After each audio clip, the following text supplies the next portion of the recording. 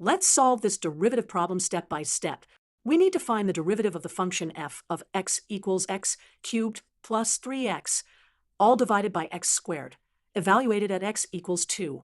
Before we jump into taking the derivative, let's first simplify this expression. We can divide both the x cubed and the 3x terms by x squared. This gives us x plus 3 over x. Now, let's visualize what this function looks like. Here's our coordinate system, and we'll plot y equals x plus 3 over x. To find the derivative, we'll use the sum rule.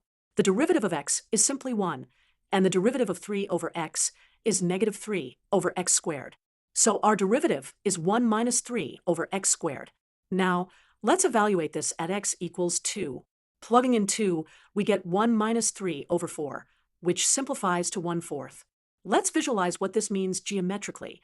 Here's the point where x equals 2 on our function. The derivative value of 1/4 represents the slope of the tangent line at this point. As we can see, this positive slope of 1/4 indicates the function is increasing, but not very steeply at x equals 2. And that completes our solution.